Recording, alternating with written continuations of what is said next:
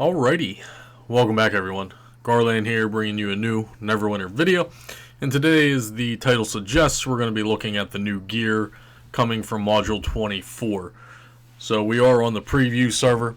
Everything, of course, is subject to change as always. Without further ado, let's go ahead and jump into this. So, the newest module coming in Neverwinter is Mod 24, and as everyone anticipated, we are going back to an Underdark theme. Not only is the gear related to Underdark, but the bonus effects, everything is Drow related. It appears that we're going to get a Temple of the Spider Master Edition now, which is going to be the newest, hardest dungeon. So Vault of Stars is now a thing of the past. The newest dungeon should be Temple of the Spider, and it's going to be a Master version, because we already have Master, or Temple of the Spider, rather. So it is called Northdark Reaches. If we look at the campaign, we'll see it's a weekly haul 100. I've played around on preview with it for a little bit. The mobs are pretty easy for the most part. You have a required item level of 50,000 to start this.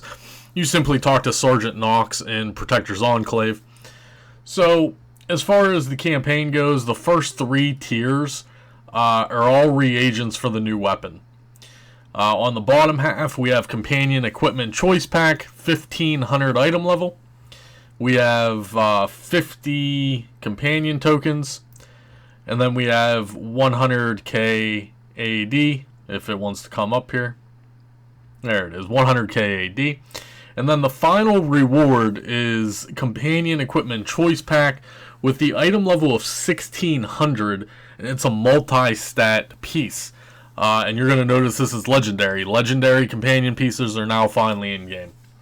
So if we look at the store here, there's 3 new vanity pets. There's actually 6 new vanity pets. 3 of them are going to drop out of the new dungeon, and then you can buy 3 of them here. So we have a Bulle, we have a Flel Snell, and then Myconid consumables.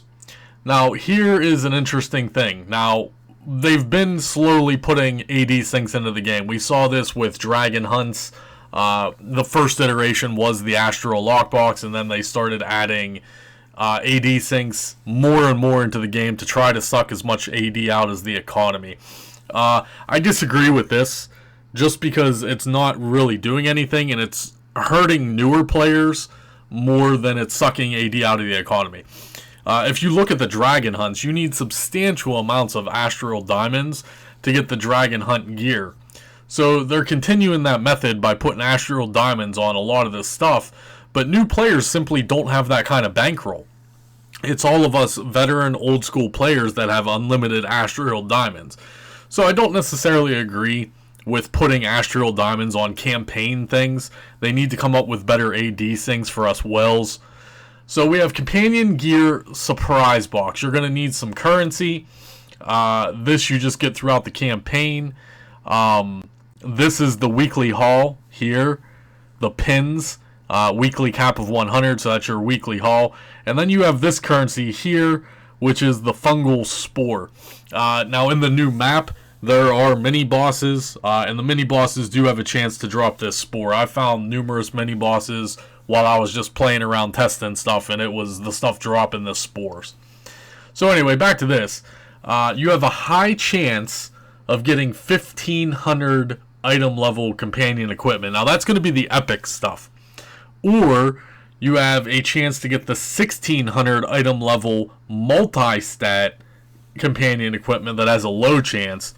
Or you have the chance to get 1,600 item level single stat companion equipment, which is a very low chance. So you can gamble this, but at the same time, they literally put the companion pieces in here, which we'll go over next. So the Spider Key is going to be the new dungeon key. They have some overloads in here now, the Drow Slayer and the Drow Ward, the Mycon Slayer, as well as the Ward, and then you have the Underdark Lurker, which is 5% critical avoidance, but it doubles in the Underdark, so it's 10% critical avoidance. I guess maybe a tank might use it, I don't know. So the companion gear's in here, which we'll go over, that you can buy. And then the new gear is in here as well. But we're going to go and look at all that stuff individually. So let's go ahead and take a look at the collections here. So starting off, we have the new weapon set. Okay, you get this weapon set by doing the campaign, and it's basically an upgraded version of the Twisted to a degree, the old Twisted set. However, it's better now. So we have gain 7,500 power, defense, or outgoing healing, depending on your role, for 15 seconds when you dodge, block, sprint, shadow slip. It can only occur once every 30 seconds. So you have a 15-second downtime to gain if you're a DPS 7,500 power. If you're a tank, you'll gain the 7,500 defense. And if you're a healer, you'll have the outgoing healing. Now the secondary effect, when dealing combat advantage damage, you have a 10% chance to gain 5% outgoing damage, incoming damage resistance, or outgoing healing, depending on your class. Again, it has a 30-second internal cooldown. So essentially, it's basically an updated Twisted set from the original, Underdark campaign. I like this weapon. I don't know how well it's going to perform. On the Warlock, for instance, we have 100% uptime on our combat advantage, but only having a 10% chance to gain 5% outgoing damage when you can just simply be running Masterwork. And if everyone's using Masterwork, then you're getting 10%. So I like this weapon because I don't use Masterwork and I play a lot of solo play. So for me, on a Warlock, having 100% uptime on my combat advantage and this to proc, we're just going to have to wait and see how often it procs. I know it says 10% chance, but I don't know. And then again, of course, you only get that for 15 seconds, and it has an internal cooldown of 30 seconds. So it's not 100% uptime. You're going to have 15-second downtime. I like the weapon. I really want to like the weapon. But I think there's just going to be better options out there. And then I guess you can upgrade it to a legendary version. So you get the base version here. The epic version will be coming from the campaign. And then I guess you can upgrade it to the legendary version, which does have a little more beef to it now. So your damage, incoming damage resistance, outgoing healing are increased by 2% while in the Underdark. So if you're in the Underdark, you're a DPS, you're automatically going to gain 2% damage. Now you gain 7.5% damage for 15 seconds when you dodge, block, sprint, or shadow slip. So you have to activate this. So every time you shadow slip now, if you're a Warlock, you're going to gain that 7.5 damage. But then if you're in the Underdark, you're going to gain another 2% damage on that. So that's 9.5. While dealing combat advantage damage, you have 10% chance to gain another 5% outgoing damage. So now this is kind of rivaling the Masterwork weapons, the legendary set at least. I'm assuming that this is upgraded, right? Because it says campaign. So you get the base set from the campaign, you get the legendary set, I'm assuming by somehow refining your epic set. But you're talking about what here? Almost 15% outgoing damage on a weapon now. Yeah, there's some, there's stipulations. It's not 100% uptime. But it will contend, in my opinion, with the Masterwork set. Because you have to convince everyone to use Masterwork, and you have players like me that don't do it. So, and then of course it stacks. If you have 4 people in your group that are using Masterwork, not only are you going to gain the damage bonus from those people using Masterwork, but now you have the chance of getting another 15% off these weapons. So I don't know. The weapon, we'll have to wait and see. It looks really good on paper, so we'll have to wait and see. Let's move into the gear now. So the gear, the new item level, max item level now is 2,000. The Dragon Hunt gear was 1,850, so now we're coming into 2,000 item level gear. When you kill an enemy, you gain 1% action point gains. Your Divinity, Performance, and Soul Weave regenerates 10% faster. This will be automatically best in slot for all healers, most likely. 10% flat. Divinity, Performance, and Soul Weave regeneration. I don't see this not being best in slot. For the breastplates, we have you do 3% more damage to enemies that are not facing you. Now, this item effect has been broken throughout the years. The Executioner's Garb, enemies weren't necessarily have to face you to get that bonus. Now, this bonus is doubled in the Underdark. So if you're in the new dungeon or in the new map, now you're gaining 6% damage. The arms, whenever you critically strike with your powers, you have a 10% chance to do 150 magnitude damage around you. So I don't know what that means yet. They didn't put any of this gear on the preview store. I'm hoping they do so we can test it out. So every time you critically strike, you can do I'm guessing an AoE damage around you, but we don't know what the radius is around you. And it does have an internal cooldown of 15 seconds. However, in my opinion, these are going to be almost best in slot, if not best in slot for DPS, because all of the arms that we currently have in the game are kind of subpar. I talked about this in a previous video, how most of the current arm pieces in the game aren't really worthwhile. For instance, I used like the wrist guards of Precipitation, but my power is already overcapped. But I just used the wrist guards of Precipitation as a buffer for my power, so I could very easily not use the Precipitation wrist guards anymore and now plug these in, and now I have another 150 magnitude damage. However, I don't think it's going to be good because it's probably not going to stack with anything. So basically think of all the companions we have in the game, that if you put it in a companion slot, and it does 150 magnitude damage, it's not a lot of damage. It's like 2,000 damage if you're lucky. So I have a feeling these aren't going to be scaled with all of our buffs and everything else. So again, it just needs tested. We'll have to see. Now the boots, you gain 3,000 power in the Underdark and gain more roll effectiveness when in Temple of the Spider. So if you're in the Underdark, which includes the dungeon, you're going to gain 3,000 power. If you're specifically in Temple of the Spider, you're going to gain 5% outgoing damage, incoming damage resistance, or 5% outgoing healing, depending on your roll.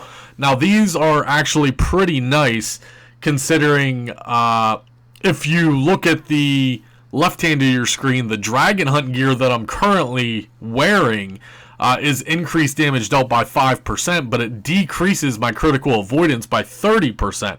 Now, these boots are only going to be useful in Temple of the Spider, but they're definitely better than the sharp long boots because I'm not going to get 30% negative critical avoidance.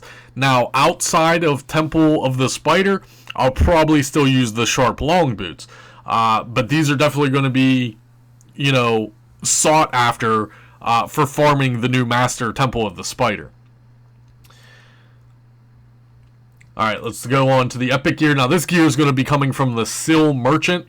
So, the helmet, for the first minute you're in combat, you'll gain 600 forte every 5 seconds, blah, blah, blah. If you stay in combat, then you lose a shit ton of stats. I'm not going to read all this. This helmet sucks.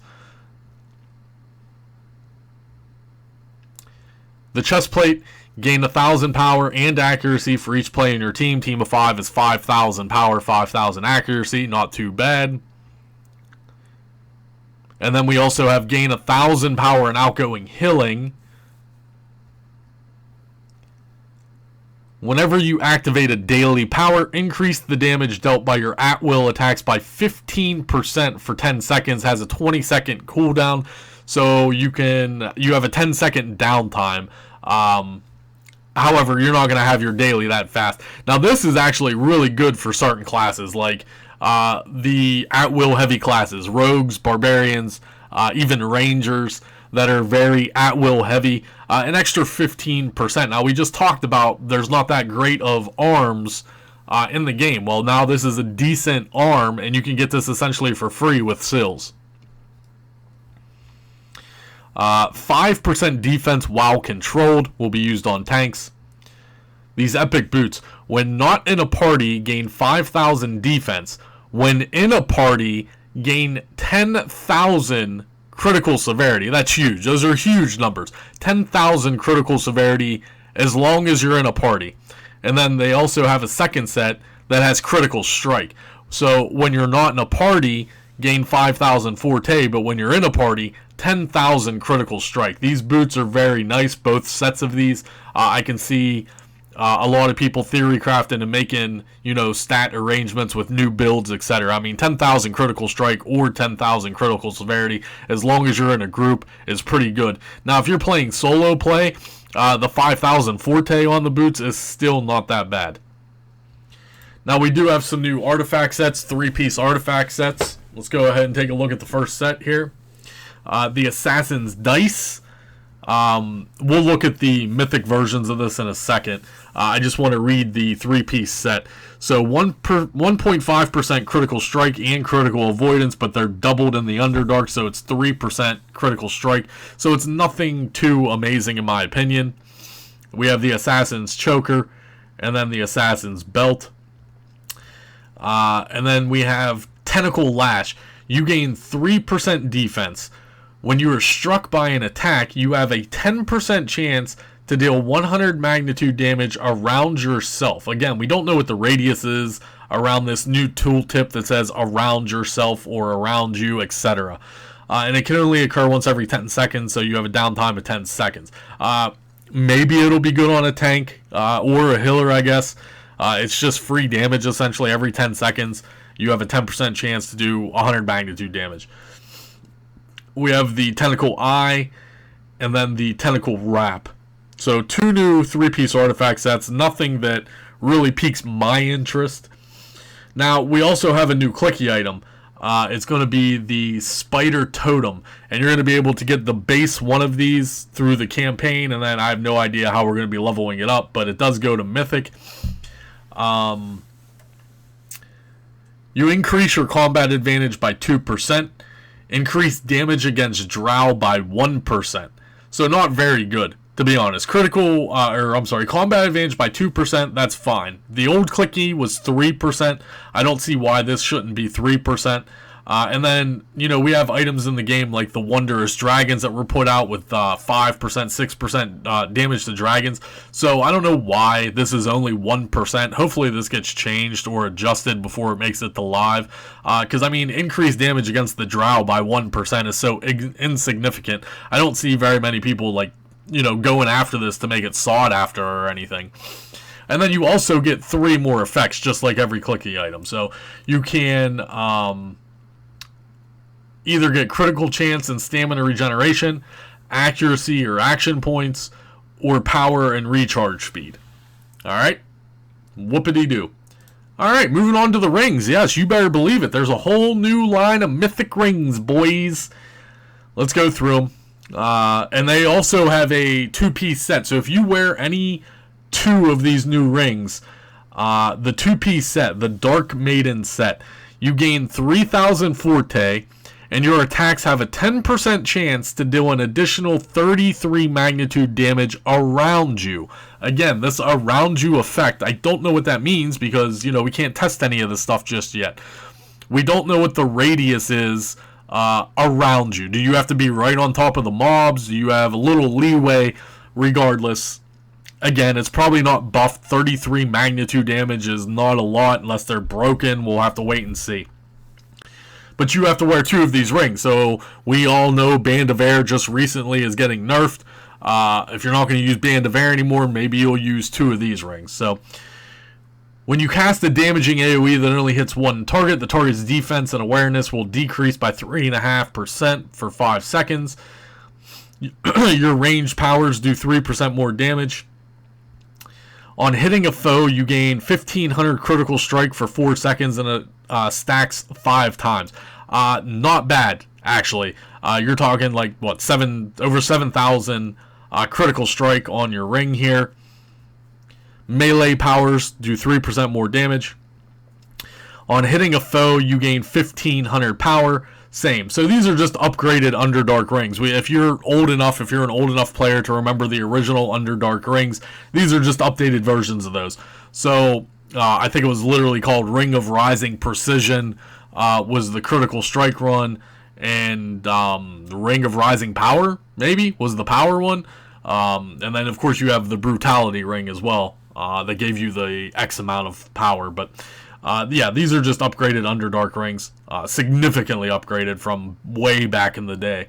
So you do have a Critical Strike one as well as a power one. You gain 5% combat advantage when in combat with 2 or more enemies. You also gain 2.5 power. Now that's a pretty nice ring, folks.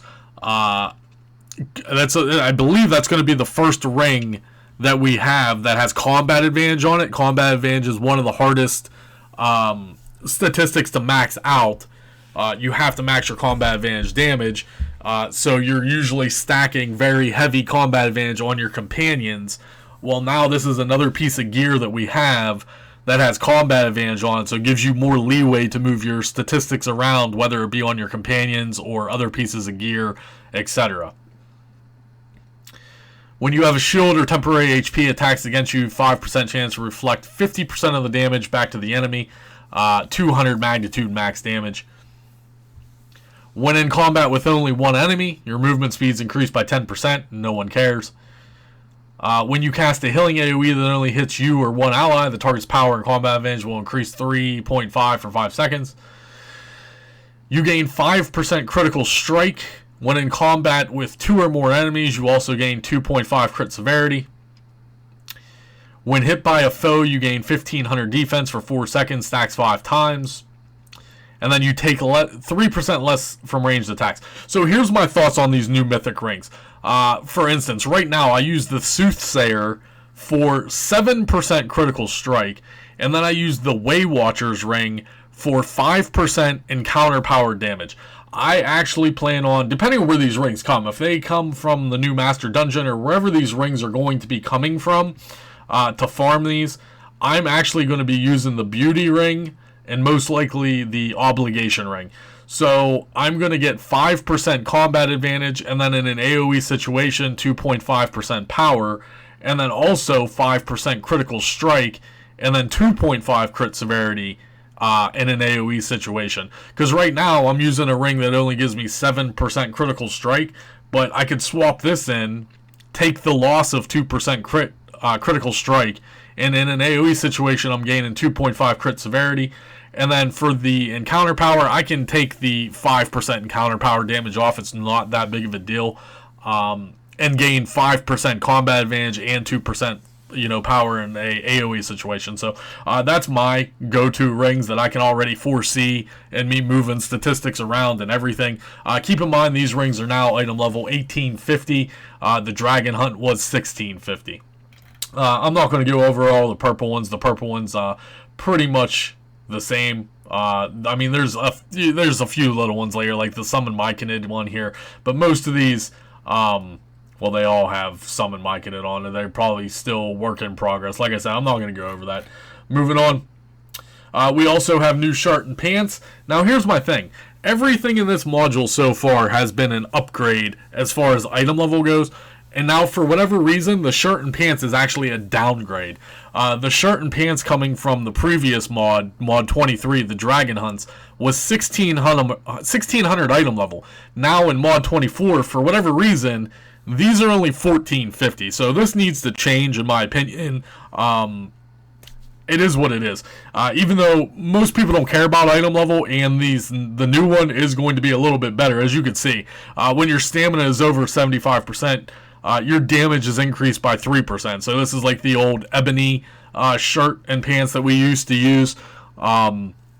So yeah, even though it has less item level, I can see people migrating to this just for the sheer fact it gives you 3% power as long as you're maintaining your stamina.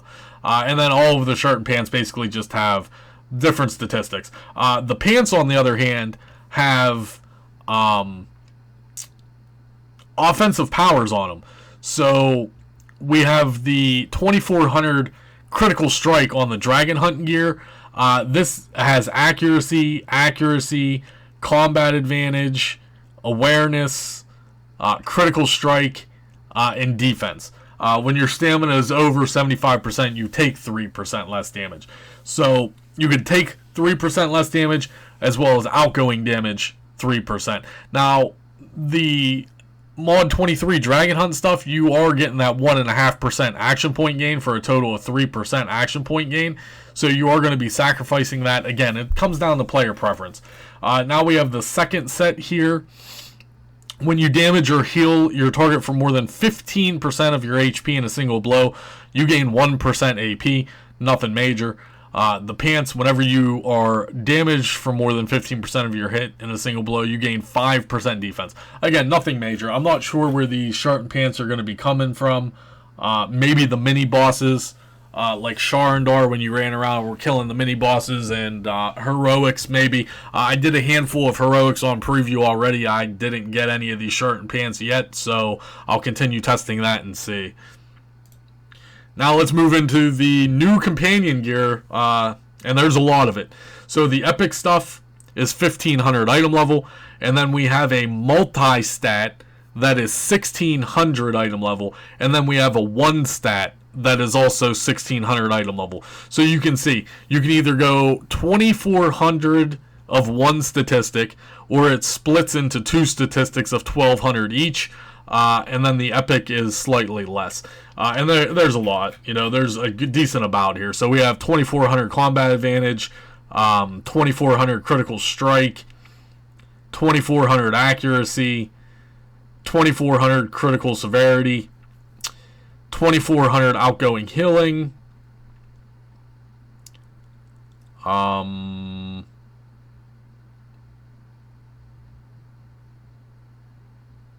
for whatever reason, this is broke, I think. This should be 2400 incoming healing, but it's not for some reason. Because it's critical strike and outgoing healing is right here. 2400 awareness. So, I mean, there's a plethora of new companion gear, and again, the top end stuff is going to be 1600, and then it depends whether you want a single stat one or a split stat one. Fashion, to end the video here, we do have a new set of fashion, which looks pretty cool. It might be one of my new favorite fashions in the game, to be honest. Might be my brand new favorite. I don't know. I just like it. I like the way it looks. But again, that's just me personally. Now we also have this Life Silk mask that drops in Temple of the Spider. However, as it sits right now, I can't look at it. So I don't know what it's going to look like. But it's just a free appearance change. And then, like I said, there are 3 new vanity pets as well that will be dropping out of the dungeon here. And then, of course, the 3 that were in the campaign store. So to finish the video here, I did say we'll look at these artifacts that are maxed out. So, Assassin's Dice throws dice at your enemy, damaging it for over 100,000. A target damaged by this way is marked with loaded dice for 15 seconds. A target marked by loaded dice loses 5% critical chance, critical avoidance, deflect severity. So it does have a little debuff on there. And then the Tentacle Rod is deal 18,000 damage 4 times to nearby enemies, dazing them for 10 seconds. Enemies struck this way lose 5% movement speed awareness and take 5% more damage from you and your party for 10 seconds. So another debuffing artifact, not too shabby. So that's it, guys. That is the preview of the gear for Mod 24. We are going back to the Underdark. Here's a little glimpse of the map right here. It's not too shabby. Again, I was working on it, playing with it. I soloed a bunch of these heroics, so the trash mobs in the map are fairly easy for the most part as it sits right now. Again, I was soloing the heroics, no problem. So yeah. We'll have to see how hard the new Temple of the Spider is. I personally am very excited. Big shout out to FN Huza. Temple of the Spider was his map, man. That was his favorite dungeon in the game. Now that it has a mastered version, maybe he'll decide to come back. I know they're never going to unban him. I mean, he'll have to start all over, but, you know, it would be hilarious if Huza streamed the new master Temple of the Spider. So shout out to Huza. Hopefully he's doing well. I haven't spoken to him in ages. So that's all I got for you today, folks. That's a nice little long video, the preview for Mod 24. No scheduled release date as of yet. We don't know if it's going to drop on console and PC at the same time again. So until we get more information, again, this is preview. Everything I just showed you is subject to change. If you have any questions, comments, or concerns, go ahead and leave them below. That's all I got for you, folks. I'll see you in the next one.